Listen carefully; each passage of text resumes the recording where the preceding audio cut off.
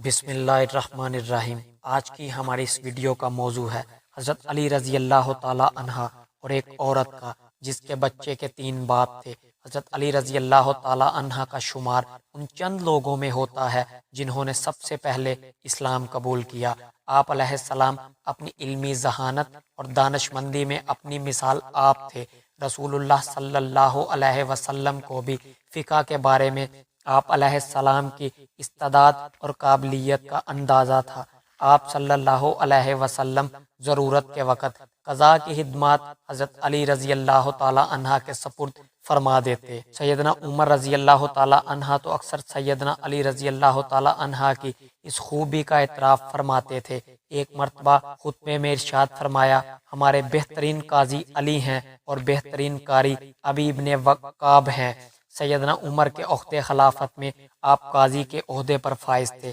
سیدنا علی رضی اللہ تعالی عنہ کے لیے یہ ایک بہت بڑا اعزاز ہے۔ وہاں یہ بھی پتہ چلتا ہے کہ سیدنا علی کو فقہ میں ایک خاص مقام حاصل ہے، چنانچہ آپ اپنی نقطہ نگاہ سے پیچیدہ مسائل کو حل کرنے کے لیے کوشش فرماتے اور اس میں کامیاب بھی ہوتے تھے۔ اس بات میں کوئی شک و شبہ نہیں کہ علی رضی اللہ تعالی عنہ بہت ذہین اور طبع تھے، اور اسی ذہانت اور طبعی کی وجہ سے آپ سیدنا ابو بکر، سیدنا عمر اور سیدنا عثمان رضی اللہ تعالی عنہم کے بہترین مشیروں میں سے تھے۔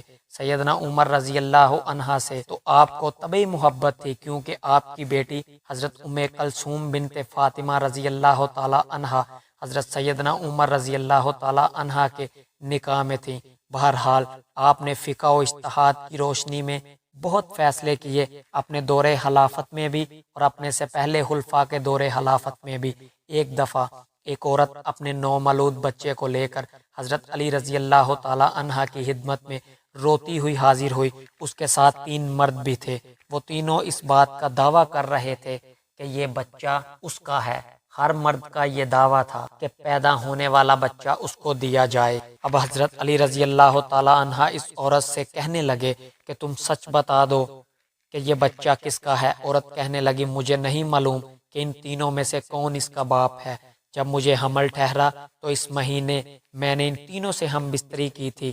میری آپ رضی اللہ عنہ سے یہ درخواست ہے کہ میری غلطی کو معاف فرما دیا جائے۔ حضرت علی رضی اللہ عنہ ان مردوں سے پوچھنے لگے کہ تم میں سے اس عورت کا شوہر کون ہے؟ ایک مرد نے ہاتھ کھڑا کیا تو آپ رضی اللہ عنہ نے اس سے فرمایا کہ کیا تم دعوے سے کہہ سکتے ہو کہ یہ بچہ تمہارے نطفے سے پیدا ہوا ہے؟ شوہر کہنے لگا، نہیں، میں اپنی بیوی کی بدکاری دیکھ کر اب بالکل کچھ نہیں کہہ سکتا۔ سارے مجمع میں خاموشی چھا گئی کہ ایسا عجیب و غریب معاملہ ہے اور اس کا فیصلہ کیا ہوگا۔ مشرکین بھی موجود تھے۔ کہنے لگے کہ آج علی سے فیصلہ نہیں ہو پائے گا۔ حضرت علی رضی اللہ تعالی عنہ نے خاموشی اختیار کی اور پھر فرمانے لگے کہ اس پیدا ہونے والے بچے کی دیت کے 3 حصے کیے جائیں۔ پھر آپ نے کرہ ڈالا۔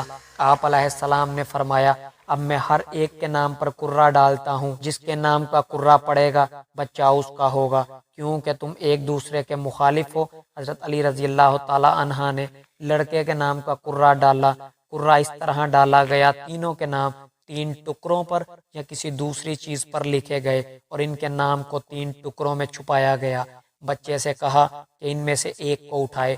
ہر بار بچے کا نام ایک ہی کے ساتھ نکلا، اسے اس کا بیٹا قرار دیا اور لڑکے کو غلام فرض کر کے اس کی قیمت بتائی اور 2/3 قیمت اس کے دوسرے 2 افراد سے وصول کی۔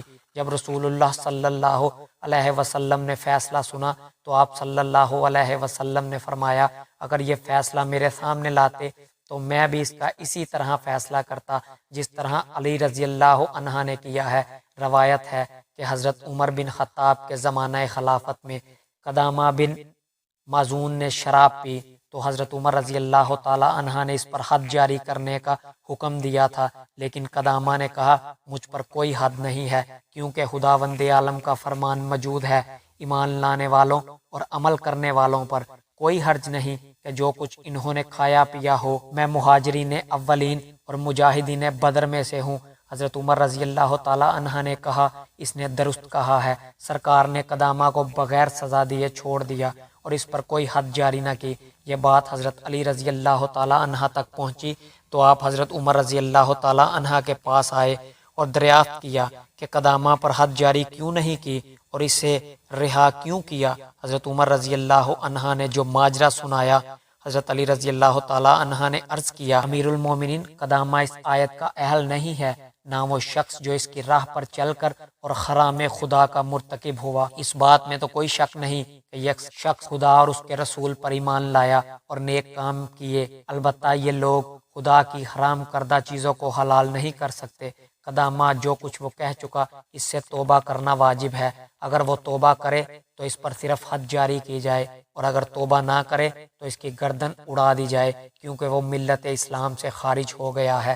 حضرت عمر رضی اللہ تعالی عنہ سمجھ گئے قدامہ کو چھوڑ کر غلطی کی ہے۔ انہوں نے دوبارہ قدامہ کو طلب کیا اور اس کو توبہ کرنے کا کہا۔